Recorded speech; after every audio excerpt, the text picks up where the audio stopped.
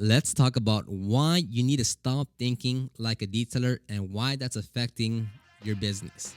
This is the Detailing Business Class Podcast.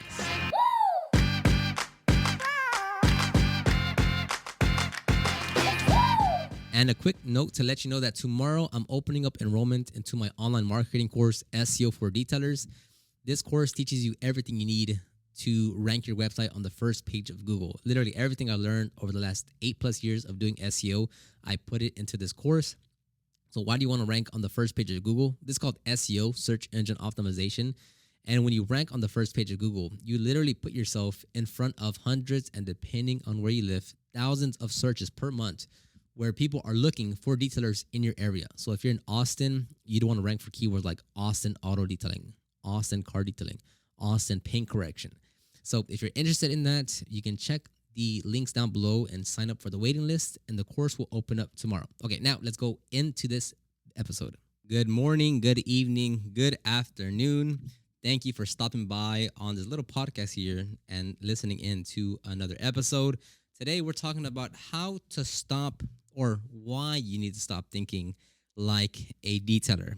I don't think I've really done like an episode or video on this specific topic. I kind of usually mention it offhand or on my Instagram lives or stories on Instagram. So we're going to dedicate this topic to, again, a lot of the things that I talk about are more like big picture things. So this is one of those other things of like changing the way you look at yourself and your business will have a dramatic impact on your ability to make money, grow your business, and ultimately have a better life for yourself. Because the way I look at marketing is, if you know how to market your business, you're more in control of your business and life, right? Because obviously, if you're making right now $3,000 a month in your detailing business, and then you get the skills, the knowledge, the game plan to then increase that from 3,000 to 7,000, you now have more money for your business to invest into more tools, products, training, and also you just get to pay yourself more. You're able to buy more things. And if you're able to go from 7,000 to 14,000, you just keep on compounding your growth and the money and just resources that you have. So to me, like a deeper meaning understanding of what marketing is like it helps you control how you grow your business, which in return helps you have a better life for yourself, right? Because like I get, over the last few episodes, I've been referring to this a bit more of like on the agency side, right? When I used to work at marketing agencies, it would be like you can clearly see that when a client would come to us, if we solve this problem, these other things happen in a good way because of that, right? Like, hey, if you guys are able to, if I'm able to grow to this much, I'm able to go and get this new thing or expand in this way or hire these many people or pay these, pay more to these employees. So like it has a very direct correlation to, if you know how to market your business, you're able to make more money, which then in return, you're able to do more things with that money. Am I recording? I am recording. So like being in control of your marketing is being in control of your business, which is being in control of your life. That's why I'm not a big fan, or at least not when it's not necessary to outsource the marketing, because you are at the mercy of always paying money to someone to grow your business, and you are never in control of the levers to grow your business, right? It's always, oh, let me pay someone to control those levers to grow my business. It's never, hey, let me learn how to control these levers myself and push and pull where needed to make more money, right? So anyways, that was like a preface to this episode. As usual, if you're watching this on YouTube, I have my Asana iPad here next to me, and I will look at the notes and then expand on those. So, even though we already kind of got started, I'm already like 2 minutes in. Let's go ahead and get started on this episode. So, thinking like a detailer will limit your potential. You're only seeing your business and growth through one perspective. So, when I say think like a detailer, is look, the obvious thing is that you started a detailing business because you like detailing. And because of that, you want to go and get customers to offer detailing services, right? So, it's a very singular focused thing. Like, I'm a detailer, so I started a detailing business to offer detailing services.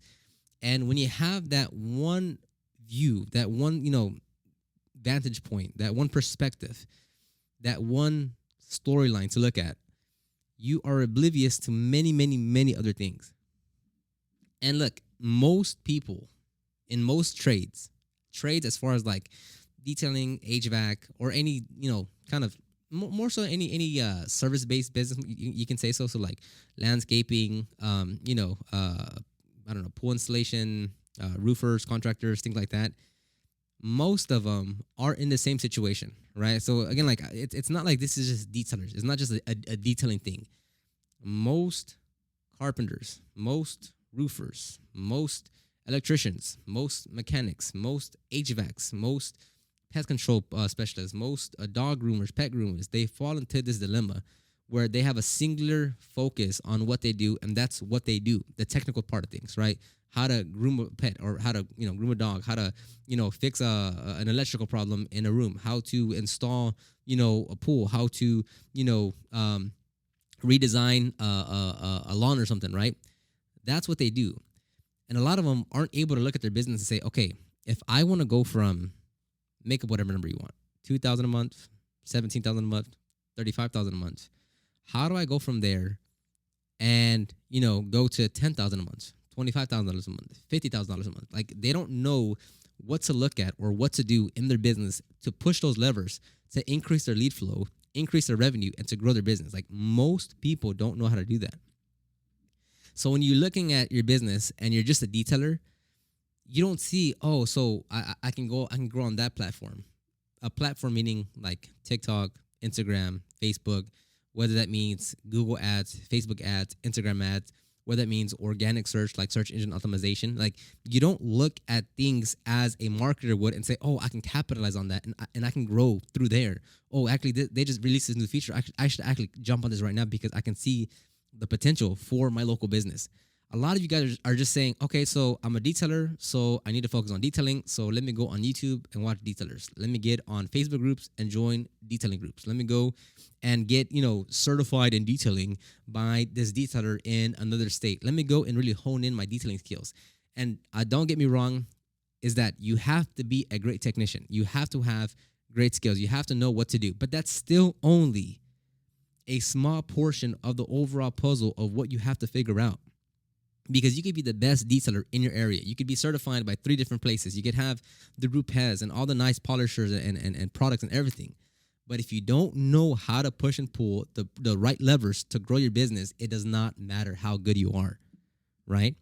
And the truth is, let's say like if you're an average detailer, like a quality average detailer. I'm not saying like you just wash cars. Like, if you're like just like I don't want to say most of the detailers that follow me on Instagram, they're all like pretty good detailers, right? I'm not gonna say any of them are the best, but I'm saying most of them are pretty good detailers. Good enough to where if they clean an interior, if they correct a vehicle, if they coat a vehicle, if they clean an engine, the customer is gonna be 9 out of 10 happy. So it's better to be an average detailer, right? Which means you're still offering exceptional services, your results are fantastic. It's still that part. But it's better to be an average detailer with a strong marketing channel that's generating a consistent flow of quality leads on a daily basis versus the best detailer in your area that no one can absolutely top off, pause, and you have no marketing, right? Because if you're looking at the customer's scale of happiness, right? If you're a 7 out of 10 detailer, right? As far as skill level and such, that will get the customer 10 out of 10 results, right? Now, if you're a 10 out of 10 detailer, that might get only an 8 out of 10 results for the customer. So you putting this much time and effort in, for those that are just listening on the podcast, I'm separating my hands to show how much effort you're putting in. If you're putting in this much more effort into getting better and better as a detailer, it's only yielding you a little bit of results versus not spending all that time. Hopefully this makes sense. If you're watching me on YouTube, I'm doing a lot better diagram with my hands. So it's like, you don't need to just like over stress about like, well, I have to be like the absolute best of the best. It's like, it's great to be the best that you can be, but there is 100% a limit to that. And again, like, it depends on the customers that you bring and like who, the type of service that you offer. Like, if you are more of the concourse detailer that gets those $2,000, $3,000, $5,000 job that you hold the car for, a week, that's a different level of average detailer, right? than someone that primarily focuses on like interior cleanings, right? So when I'm saying this, like fit what I say average to your style of what average means, right? Like if you, again, like if you're a concourse detailer, you could be an average concourse detailer, and that's good enough, right? So don't think like, oh, you could just, you don't have to care about the result. No. So the offering amazing results and being a great detailer, that's still like the baseline of what you're doing. Um, but the fact I'm saying is, whether you're a concourse detailer, you're a volume car wash, you just focus on interiors. If you don't know how to look at your business, how to diagnose the problems, how to say, hey, in 3 months we want to be making $17,000 a month now. Here's the game plan. Here's what we're gonna do. Let's like keep track of our progress, and every week we're gonna see how we're doing. If you can't do that, you're not in control of your business, which then in return means you're not in control of your life, because you don't know what to do to say, I want to make more money. I want to have more opportunities. I want to have more resources. I want to get hire someone, right? It's like you're just not in control of that, right? So it's like just being a detailer limits you a lot, right? That's why I say you have to think like a marketer. You have to become a marketer. You can love detailing all you want. Spend all the time you want working on honing in your skills and going to training.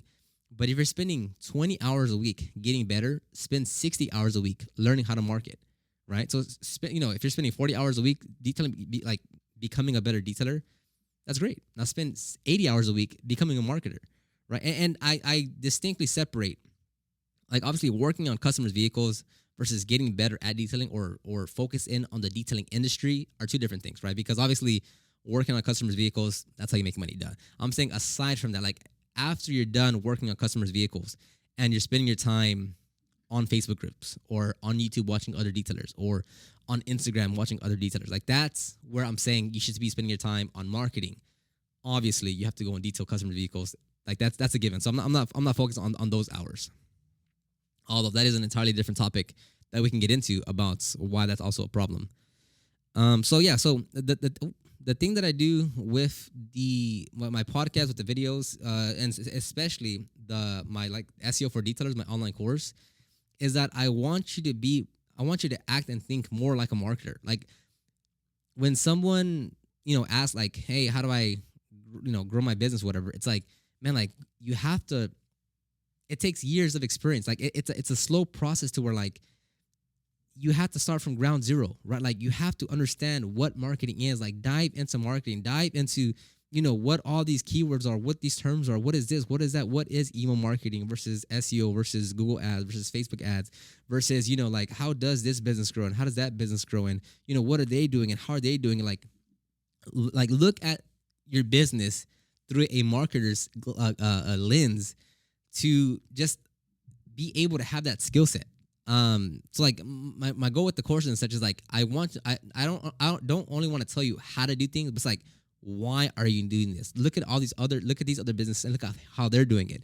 And this is how you should look at it in this perspective. Because like I want you to have the tools to 3 years from now be able to still have those skills to pull those levers, right?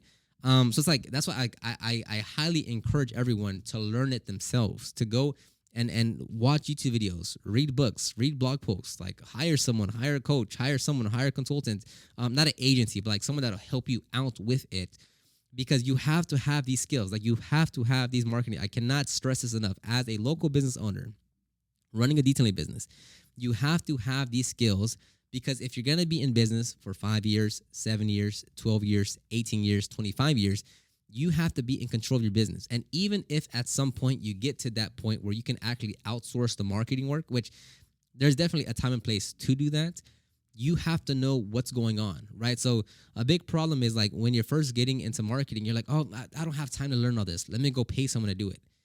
Now, how do you know if they're doing it right?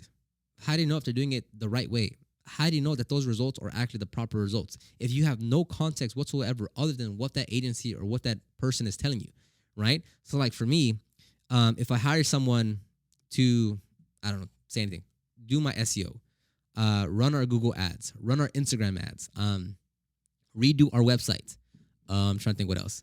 If I have anyone else do that, I know clear cut exactly, one, what my goal is, what I expect from them, what they're gonna do, and then whenever they talk to me about it, I have a 100% clear mind saying, okay, that makes sense, or oh, I don't really like that. Can we do this? But it's in a more like thorough understanding of what's going on versus you have no context, you have no knowledge, you have no hindsight or insight to what they're doing. And whatever they say, you say, okay, that's good because you don't know what they're doing. And on that same note, if you don't know what they're doing and you're saying, well, I don't really like that, it's like, so how do you know if that's a right decision that you're making? Because, like, on the agency side, right, it's like a lot of times, like, a big headache when running a marketing agency is the clients not understanding how the platform works or how something should be done. So if I'm saying on the agency side, hey, like, we're gonna run Google ads for these keywords at this budget, and here are the results, or here's what we're expecting, and they're like, oh no, I don't want to do that. Let's do all this, and it's like, that's not gonna work. Like, I've gone through this plenty of times. Like, I have the experience. Like, this is not gonna work. But because the owner is paying the bills as far as like the agency and such, and that's what they want, you're gonna oblige to what they're kind of requesting because it's their business and that's what they want to do. And it's like, why are you paying this agency money for their experience and expertise when you're still just gonna be like, no, let's do this? It's like, okay, we're gonna do that because you are paying us to do it for you, and if that's what you want, even though we recommended this, but that's what you want, we're gonna do it. But like, that's the downside. So it's like, if you don't have the knowledge or experience or anything to like understand what's happening, you don't know if you're doing a good or bad call, right? And it's like, how do you can't run your business like that forever. Again, like, if you're doing this for 5 years, 7 years, 10 years, if you're doing it for that long, you like, it is in your best interest to have that skill set. And yes, it takes a long time. Like, yes, it's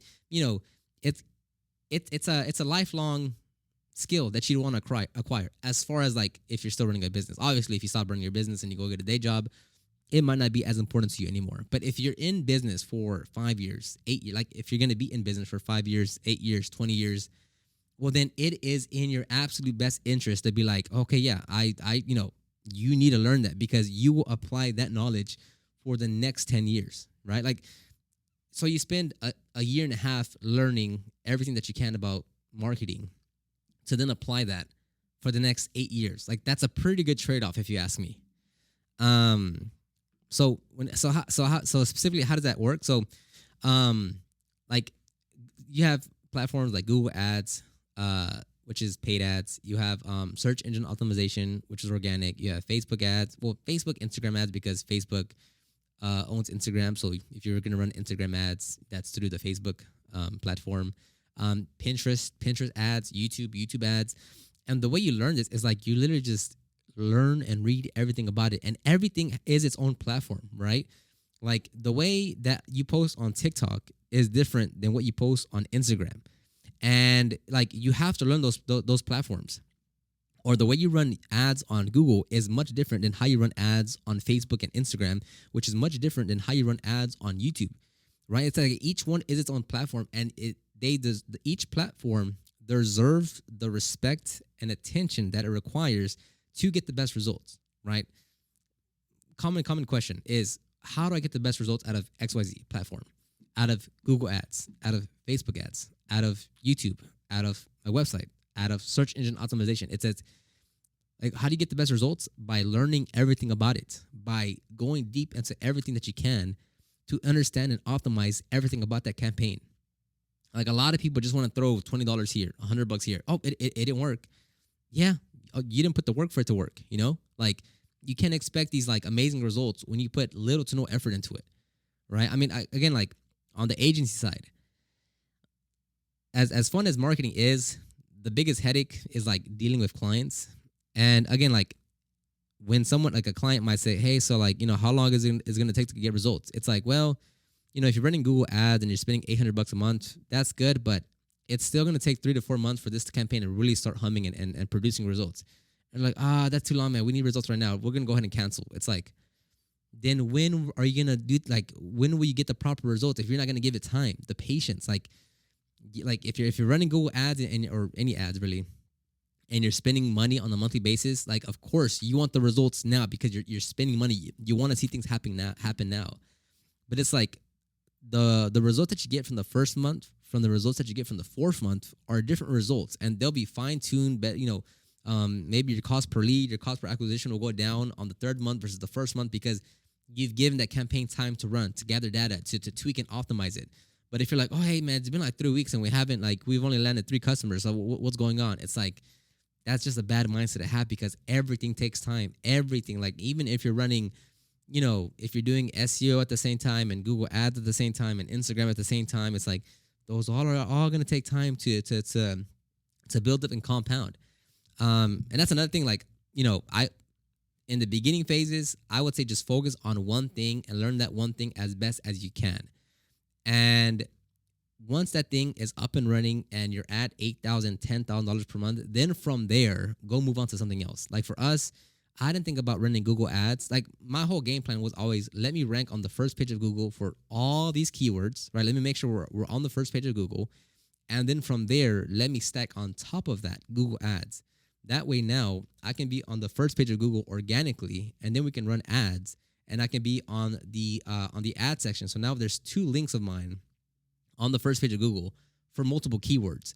And it's like, that's a strategy I ran. And like, I didn't worry about ads. I didn't touch ads. I didn't do anything as far as actually implementing it because like I knew what I was doing as far as a strategy I wanted to run. I was still learning it on the back end. I would still listen to podcasts or read blog posts or watch YouTube videos about ads, but I didn't actually like put money into it until it was like, hey, okay, like I feel like we're good with our SEO side. Let's start adding another channel here.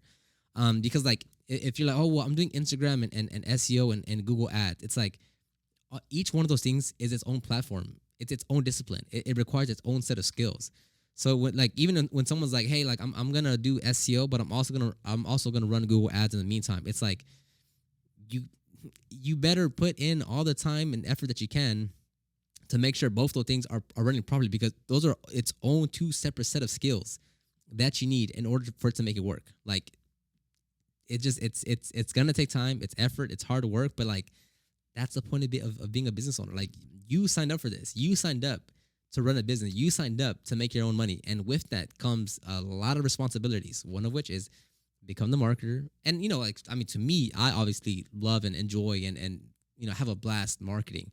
And like to me, obviously, like I'm always on the computer. I type. Like I love like everything tech related. Like that's I obviously enjoy doing that. And if you don't enjoy, if you're not like a computer person, it's like what do you want me to tell you? It's like you want to be in business for 10 years, but you don't want to spend the time to learn these new skills and such. It's like, well, what can I tell you at that point other than it's only going to get more competitive out there, and more people are going to get better at using a phone or using a computer and being able to market more efficiently. And if you're like, no, well, I don't want to worry about that. It's like, all right, well, there's that one story, something about a horse and water, So where am I at? 22 minutes. Let me see here if I have any other questions. Any other notes, because I kind of I kind of missed most of my notes. I just started talking. That's fine. So I can apply. So I'll go ahead and end it right there. Actually, my last little note here that I could talk about was that like for me, which is why if you watch the last podcast episode, I mentioned that I'm going to start ranking another website on the first page of Google. This one's going to be a mobile mechanic. And the reason why I want to do that is to just show you guys like to separate detailing. It's like, look, if you know how to market a business, you can grow a business. So I'm going to step away from detailing, not step, but as far as like what I usually talk about. And I'll do a series where now I will rank a mobile mechanic business on the first page of Google and show you like, look, now it's on the first page. Now look, their phone's ringing. Now look, they're actually making money. Just to show you guys, there's like, look, it's not just about detailing. If you know how to market your business, you can apply that to any business, any local business at that, because it's the same principles, same concepts. Like my course, SEO for Detailers, which again opens up this Friday. You can put SEO for detailers, SEO for mechanics, SEO for pet groomers, SEO for chiropractors, because it's the same principles, same concept, same strategies. It's just for what market that you're doing it for. That's literally it. So now I'll go ahead and end the episode right here. Again, this Friday, or tomorrow, I'm opening up enrollment into my online course, SEO for Detailers. If you want to get on the waiting list, just check the show notes, or if you're watching this on YouTube, check the description box down below. And you can also find everything else, like the ultimate guide to start your detailing business. You can check out my YouTube channel, my Instagram, whatever you want, it's all going to be down in the description box or show notes. So thank you, everybody, and I'll talk to everyone on the next one. Bye-bye.